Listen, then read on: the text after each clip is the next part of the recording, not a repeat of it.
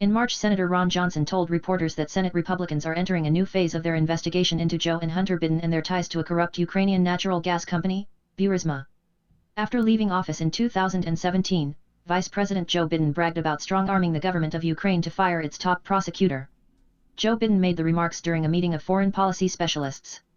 Biden said he threatened Ukrainian President Petro Poroshenko in March 2016 that the Obama administration would pull $1 billion in U.S. loan guarantees, sending the former Soviet republic toward insolvency, if it didn't immediately fire Prosecutor General Viktor Shokin. Biden suggested during his talk that Barack Obama was in on the threat. Reporter John Solomon later revealed what Biden did not tell his audience. Joe Biden had Shokin fired because he was investigating Joe Biden's son Hunter. Trending breaking, Senate Finance and Homeland Security Committees released devastating report on Hunter Biden, Burisma and corruption. Crooked Biden family enriched themselves and Obama knew.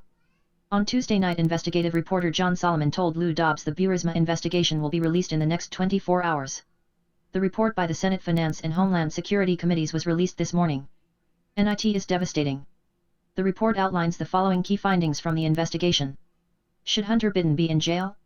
Yes. No. Completing this poll entitles you to the Gateway Pundit news updates free of charge. You may opt out at any time.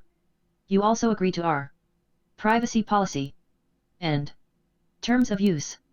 In early 2015, the former acting deputy chief of mission at the U.S. Embassy in Kyiv, Ukraine, George Kent, raised concerns to officials in Vice President Joe Biden's office about the perception of a conflict of interest with respect to Hunter Biden's role on Burisma's board.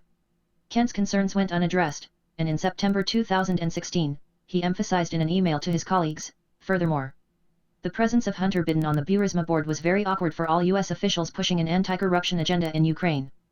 In October 2015, senior State Department official Amos Hochstein raised concerns with Vice President Biden, as well as with Hunter Biden, that Hunter Biden's position on Burisma's board enabled Russian disinformation efforts and risked undermining U.S. policy in Ukraine. Although Kent believed that Hunter Biden's role on Burisma's board was awkward for all U.S. officials pushing an anti-corruption agenda in Ukraine, the committees are only aware of two individuals, Kent and former U.S. Special Envoy and Coordinator for International Energy Affairs Amos Hochstein, who raised concerns to Vice President Joe Biden, Hochstein, or his staff, Kent. The awkwardness for Obama administration officials continued well past his presidency.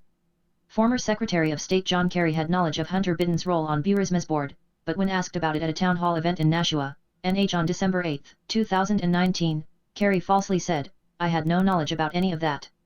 None. No. Evidence to the contrary is detailed in Section V." Former Assistant Secretary of State for European and Eurasian Affairs Victoria Nuland testified that confronting oligarchs would send an anti-corruption message in Ukraine. Kent told the committees that Zlochevsky was an odious oligarch.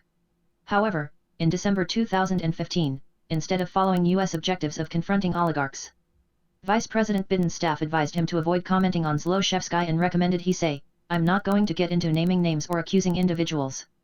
Hunter Biden was serving on Burisma's board, supposedly consulting on corporate governance and transparency, when Zlochevsky allegedly paid a $7 million bribe to officials serving under Ukraine's Prosecutor General, Vitaly Yarema, to shut the case against Zlochevsky. Kent testified that this bribe occurred in December 2014, 7 months after Hunter joined Burisma's board, and after learning about it, he and the resident legal advisor reported this allegation to the FBI. Hunter Biden was a U.S. Secret Service protectee from January 29, 2009 to July 8, 2014. A day before his last trip as a protectee, Time published an article describing Burisma's ramped-up lobbying efforts to U.S. officials and Hunter's involvement in Burisma's board. Before ending his protective detail, Hunter Biden received Secret Service protection on trips to multiple foreign locations, including Moscow, Beijing, Doha, Paris, Seoul, Manila, Tokyo, Mexico City, Milan, Florence, Shanghai, Geneva, London, Dublin, Munich, Berlin, Bogotá, Abu Dhabi, Nairobi, Hong Kong, Taipei, Buenos Aires, Copenhagen, Johannesburg, Brussels, Madrid, Mumbai, and Lake Como. Andriy Telejenko, the Democrats' personification of Russian disinformation, met with Obama administration officials, including Elizabeth Zentos, a member of Obama's National Security Council, at least 10 times. A Democrat lobbying firm, Blue Star Strategies, contracted with Telejenko from 2016 to 2017 and continued to request his assistance as recent as the summer of 2019.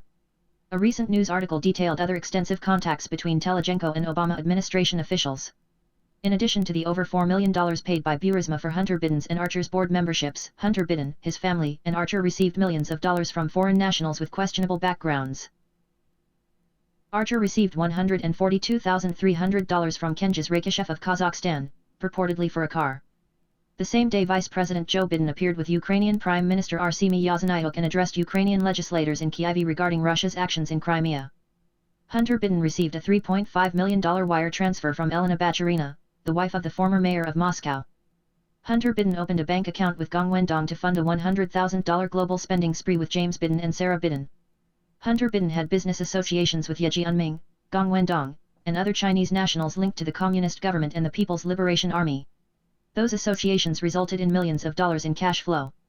Hunter Biden paid non-resident women who were nationals of Russia or other Eastern European countries and who appeared to be linked to an Eastern European prostitution or human trafficking ring. Here is a copy of the report. Hunter Biden, Burisma, and Corruption, the Impact on U.S. Government Policy and Related Concerns. By Jim Hoft. On Scribd. More from the report, via Byron York. Now here is the conclusion from the report, pages 86 and 87. Page 86.